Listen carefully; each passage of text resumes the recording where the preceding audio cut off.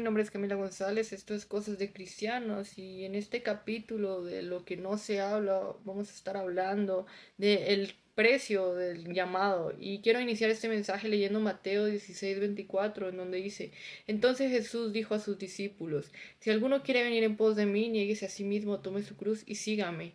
Y debemos preguntarnos qué significa negarnos a nosotros mismos. Vemos que es un llamado de Jesús, pero muchas veces no lo entendemos o no le damos la importancia que merece.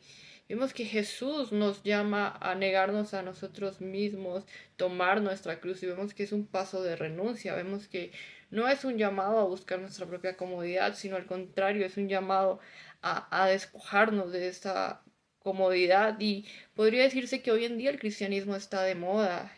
A las personas les gusta llamarse cristianos porque vemos que hay una cobertura de por medio, vemos que hay un beneficio de por medio. Y de alguna forma todos están buscando esa cobertura, todos están buscando un beneficio. Aun quienes no creen en Dios buscan esta cobertura en sus creencias, en su intelecto. Y quienes creen en Dios claramente están esperando esta cobertura de parte de Dios. Quienes creen en Jesús están esperando esta cobertura de parte de Jesús.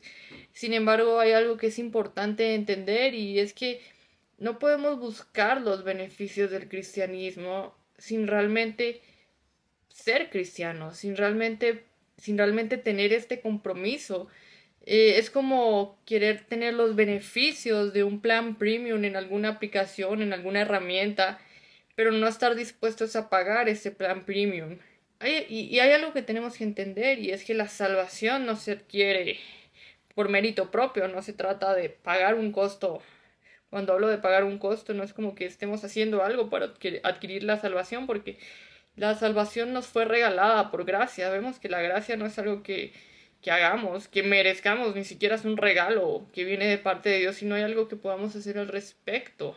Pero también entendemos que la salvación es algo que se le otorga a aquel que acepta a Jesús como Señor y Salvador. De hecho, nos dice Romanos 10:9 que si confesares con tu boca que Jesús es el Señor y creyeres en tu corazón que Dios le levantó de los muertos, serás salvo. Y ahí dice algo muy importante: y si confesares con tu boca que Jesús es el Señor. Y nos está hablando de un señorío, nos está hablando de un gobierno. El señorío implica un gobierno, y el gobierno implica una sumisión, implica obediencia. Vemos que cuando Jesús nos dice: cuando oren, oren así: Padre nuestro que estás en el cielo, santificado sea tu nombre, venga a nosotros tu reino. Nos está hablando de un gobierno, nos está hablando de un dominio, y en todo reino hay un gobernante, y tenemos que entender que este gobierno de Jesús, este señorío de Jesús, implica someternos justamente y obedecer sus mandatos. Dice: hágase tu voluntad, así en la tierra como en el cielo. Está hablando de que la voluntad de Dios va primero, va antes que la de nosotros. Habla justamente de esta renuncia, de este negarnos a nosotros mismos. No podemos buscar una cobertura sin someternos a esa cobertura. Necesitamos ser consecuentes con aquello que decimos creer, aquello lo que decimos profesar. No se trata de juzgar, no se trata como, no quiero venir a sacar aquí como cosas específicas, pero creo que un claro ejemplo de esto que vemos muchas veces, vemos publicaciones de personas que están ebrias, drogadas, bailando reggaetón hasta el piso con letras obscenas, y otra vez, no se trata de juzgar, pero sabemos a qué llevan todas estas cosas. Sabemos a qué lleva el estado de embriaguez, sabemos a qué puede llevar este tipo de situaciones, a qué llevan este tipo de letras. Y vemos que al día siguiente esta misma persona posea una imagen como: todo lo puedo en Cristo que me fortalece. Y es como, y eso está muy de moda, es como: Dios me bendice, Dios me bendice, Dios hace esto por mí, Dios me cuida, Dios me guarda, Dios da, Dios hace por mí, pero mi compromiso con Él no está ahí. De hecho, este todo lo puedo en Cristo que me fortalece significa algo. Cuando decimos todo lo puedo en Cristo que me fortalece, y Pablo lo explica, de hecho.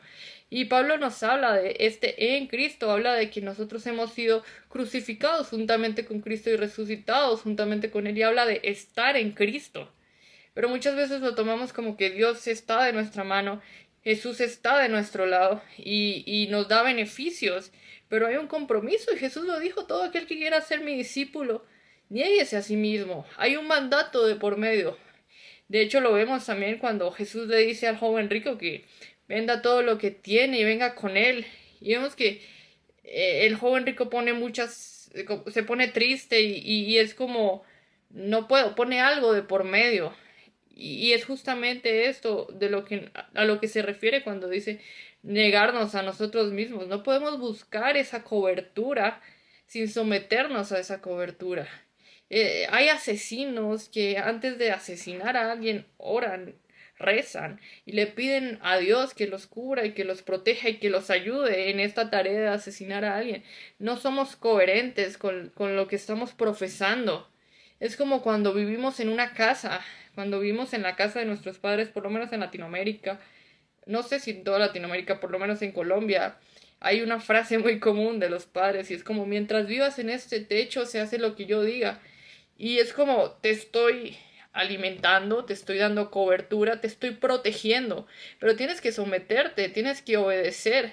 En mi vida yo tuve que aprender a obedecer. Mi mamá puede decir que soy una persona testaruda, tal vez necia, obstinada, tal vez, pero hay algo que no me cuesta mucho y es obedecerle. Si ella me dice no lo hagas, no lo hago. O si me dice hazlo, lo hago, aunque me cueste. Porque lo tuve que aprender de una manera un poco ruda, digámoslo así, en mi infancia. Como en 3 ocasiones en donde mi mamá me dijo no hagas esto y lo hice y enseguida pasó algo, un accidente, algo. Y no se trata de que lo que mi mamá dice es como magia y entonces me pasó algo porque ella lo dijo. Se trata justamente de que nuestros padres saben lo que nos puede pasar, conocen las consecuencias de nuestras acciones e intentan protegernos. Y así justamente es Dios. Cuando Él nos pide que no hagamos algo, cuando Él pone esta cobertura sobre nosotros es porque Él conoce las consecuencias de las acciones. Toda consecuencia, todo pecado tiene una consecuencia. Es por esto que necesitamos vivir en esta coherencia y entender esto. No podemos pedir la cobertura de Dios sin estar dispuestos a someternos y a obedecer. El llamado de Dios no es un llamado fácil, no se trata de que la vida se nos va a hacer fácil. Decimos que justamente el cristianismo está de moda, creer en Dios, proclamar está de moda, mencionar versículos bíblicos está de moda. Y muchas veces muchas personas creen que al convertirse en cristianas, al seguir a Jesús, su vida se va a facilitar.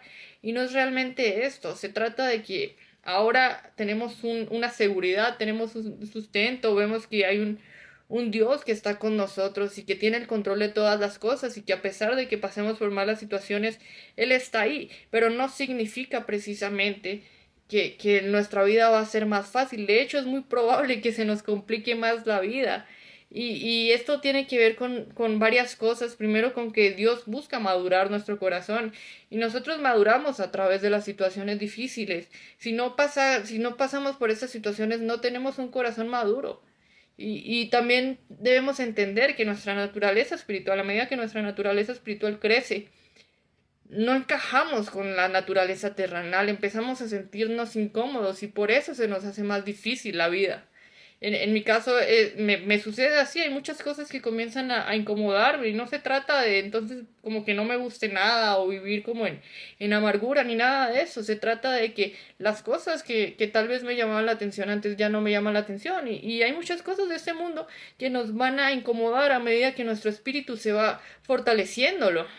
A medida que el propósito de Dios nos es revelado, vemos que Satanás va a intentar interponerse en ese propósito. Vemos que claramente él va a intentar hacer cosas para que no cumplamos ese propósito. También entendemos, si entendemos que el propósito de Dios en nuestra vida, si nuestro propósito con el cual Dios nos creó es glorificarlo, claramente Satanás se va a interponer y va a querer hacer cosas para distraernos de ese propósito. Vemos que el propósito de Dios es que todos sean salvos y por eso es la gran comisión, por eso nos envía a que hagamos discípulos en el nombre de Jesús, que los bauticemos y que les enseñemos todas las cosas, porque Él quiere que todos sean salvos. Y claramente el propósito de Satanás es todo lo contrario, es que todos se pierdan. Y vemos entonces que Él nos empieza a lanzar estos dardos y empieza a lanzarnos distracciones tanto como obstáculos, pueden ser enfermedades, situaciones difíciles, como distracciones de que nos enfocamos en lo terrenal, nos enfocamos en las riquezas, así como la parábola de las semillas, en donde dice que hay una semilla específica habla de aquellos que creyeron, pero que las dificultades de la vida los distraen y los alejan. También habla de una semilla de las personas que creyeron, pero que se distraen con las riquezas y su corazón se aparta. Y vemos que ese va a ser el propósito de Satanás y por eso nuestra vida no va a ser más fácil en el momento en que aceptemos el señorío de Cristo. Debemos recordar lo que nos dice la Biblia de aquellos personajes que pasaron por situaciones difíciles, desde Abraham, que vemos que tuvo que aceptar, estar dispuesto a asesinar a su hijo, básicamente a renunciar a su hijo. Aún antes de Abraham, Noé, si nos preguntamos cuánto tiempo duró construyendo el arca, no era cuestión de días, fue cuestión de años y de años. Y en esa época la lluvia no existía, lo que Noé hacía era algo ilógico para la sociedad, y aún así él creyó y esperó y vio esa respuesta. Lo mismo con Abraham, vio la respuesta, a pesar de sus años de edad. Dios le prometió no solo que iba a tener un hijo, sino que iba a ser padre de muchas naciones, y él lo veía imposible e incluso se apartó de alguna forma, cometió errores, pero vemos cómo Dios cumplió su propósito en él. Vemos lo mismo con Jacob, vemos cómo tuvo que pelear, básicamente, tuvo que pelear con Dios para recibir su bendición. Vemos la historia de José, que no es una historia, es una historia muy conocida por todos y es una historia bastante impactante porque vemos cuántos años tuvo que esperar él y cuántas pruebas tuvo que pasar él para llegar a esa promesa de Dios, pero vemos que él creía, que él sabía que iba a pasar, que se iba a cumplir no en su tiempo, sino en el tiempo de Dios, y vemos cómo Dios fue preparándolo para esta posición de liderazgo en la que llegó a estar. Vemos a Moisés, que también cometió muchos errores y que también tuvo que pasar por muchas situaciones y que tuvo que pasar por el mismo desierto para que la promesa de Dios se cumpliera. Y vamos así, vemos el caso de Job, que es uno de los casos más conocidos en la Biblia, en donde muchas veces nosotros nos sentimos como Job, pero realmente no sé si todos podríamos soportar todo lo que tuvo que soportar Job. Y al final él no renegó de Dios, al final siguió creyendo. Tuvo claramente un momento de duda, tuvo claramente un momento de obstinación. Y vemos la respuesta de Dios que le dice, ¿quién eres tú para juzgar lo que yo hago básicamente? Y Dios le dice todo este discurso de las cosas que él ha hecho como Dios, y entendemos, vemos que tuvo que mostrarle su soberanía a Job y que Job tuvo que someterse a esta soberanía. Vemos la historia de David, que tampoco es fácil, y así vemos muchas historias en la Biblia que podemos poner en paralelo con nuestra vida y entender que los propósitos de Dios se cumplen si permanecemos en Él. Y que realmente el llamado del cristiano no es una vida cómoda y no es una vida fácil.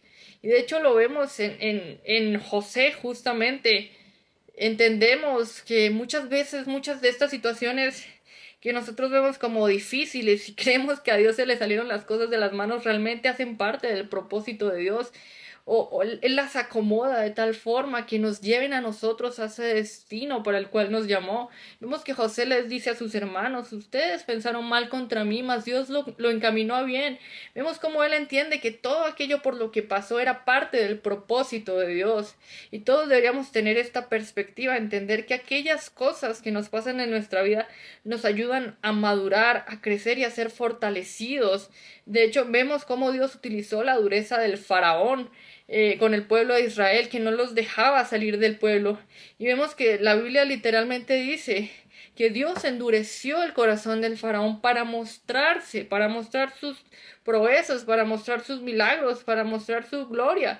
Entendemos que estas cosas que pasan en nuestra vida también sirven para glorificar a Dios. Entonces, ser cristianos, seguir a Dios, seguir a Cristo, no significa que nuestra vida va a ser fácil. Y entonces, pues ya, ese es Dios, porque nuestra vida es fácil, no se trata de eso, se trata de un Dios que transforma, de un Dios que madura el corazón, de un Dios que moldea. La vida del cristiano no es fácil, porque estamos en una naturaleza caída y la vida no es perfecta aquí en la tierra, pero hay una promesa de algo mejor.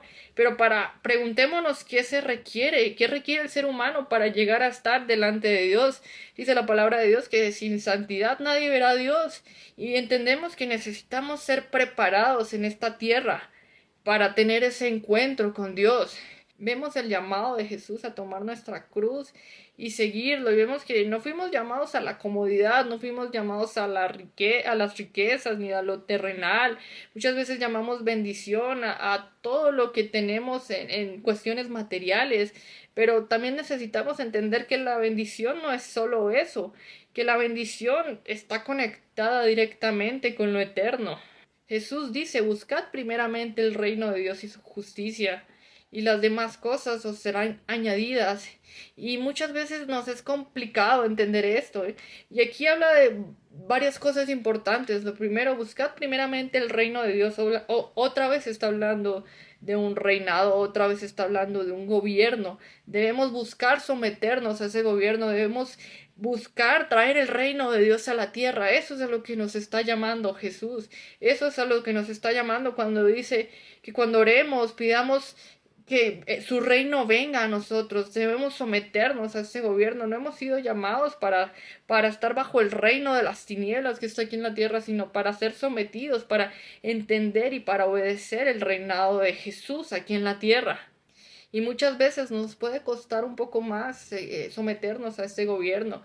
No solo porque nos cuesta obedecer, sino que muchas veces es más complicado obedecer en una situación difícil, en una situación de necesidad, en una situación de enfermedad, de pérdida. Vemos que estas cosas nos distraen, vemos que decimos, bueno, sí, yo puedo obedecer a Dios, pero ¿cómo lo hago? ¿Cómo busco primeramente el reino de Dios si tengo hambre, si mi familia está pasando por una necesidad? Y son estas cosas justamente las que Satanás utiliza para distraernos. Y perdemos de vista el reino de Dios, justamente lo que hablaba de la semilla, como aquella semilla que estas cosas que pasan empiezan a distraerlas. Y en lo personal, creo que este proceso se hace un poco menos difícil en el momento en que logramos tener una relación íntima con Dios, en el momento en que logramos realmente que nuestro corazón esté sometido a Él y logramos enamorarnos de Dios. Y vemos un ejemplo de eso en Jeremías 29, en donde dice: y dije, no me acordaré más de él ni hablaré más en su nombre. No obstante, había en mi corazón como un fuego ardiente metido en mis huesos. Traté de sufrirlo y no pude. Y vemos que en ese momento Jeremías estaba pasando por una situación de obstinación, de frustración, en donde ya no quería proclamar más a Dios, en donde ya no quería seguir los caminos de Dios, digámoslo así, pero en su corazón ya estaba metido como un fuego ardiente. Y creo que es lo que nos pasa en el momento en donde llegamos a tener una intimidad con Dios y llegamos a tener una relación tan profunda que por mucho que queramos apartarnos no lo logramos. Y esto es importante en la vida de un cristiano. Creo que es muy importante que ese fuego en nosotros arda, que no nos permita alejarnos de él. Yo muchas veces en mi vida he dicho: ¿a dónde iré? O sea, si me apartara, ¿qué pasaría conmigo? Sería peor. Si estoy pasando por una situación difícil, apartarme solo empeoraría las cosas. Y otra cosa que creo que es importante para lograr poder someternos a este gobierno, aún en las situaciones difíciles, es el proceso de santificación. Ese proceso de santificación es muy importante, no solo porque es un mandato. Creo que este proceso de santificación también nos hace un poco menos difícil estas situaciones. Creo que el proceso de santificación nos facilita de alguna forma el ser cristianos, el cristianismo. Muchas veces se ve el cristianismo como algo aburrido. Las personas de afuera pueden decir como: no, pues es que hay muchas cosas que no pueden hacer y es aburrido. Pero entendemos, una vez estamos en este proceso de santificación, entendemos que no se trata de ser aburridos. Hay una ley que hay en nuestro corazón que hace que estas cosas no solo entendamos que están mal, sino que ya no nos agraden, que ya no nos guste. Y esto hace que todo este proceso, que el ser cristiano sea más fácil. Y asimismo, este proceso de santificación nos lleva a realmente querer buscar el rostro de Dios y a poder lograr esta intimidad y Y en medio de las pruebas, aún en medio de las pruebas, podemos entender que hay un propósito mayor y entender que Dios tiene el control de todas las cosas y entender que estas pruebas son para bien, así como dijo José, así las otras personas, así las situaciones se hayan encaminado como hacia un mal hacia nosotros, Dios encamina estas cosas para bien. Y el llamado implica más que un mensaje de amor, que un mensaje de esperanza, que decir que somos bendecidos porque tenemos bienes materiales. No se trata de eso, el llamado de Dios está relacionado directamente con la eternidad. Debemos entender que la mayor bendición es que hemos sido salvos, que hay una promesa, que no solo se nos da para cuando después de la muerte, que no solo se dirige hacia la eternidad empieza aquí en la tierra. Y debemos entender que este llamado a la santificación, que este llamado a seguir, a tomar nuestra cruz y seguirlo, es un proceso maravilloso una vez hemos entrado en él. Y que es un proceso que no solo nos afecta a nosotros. No solo se trata de nuestra salvación y no solo se trata de nuestra eternidad, se trata de la eternidad de quienes nos rodean.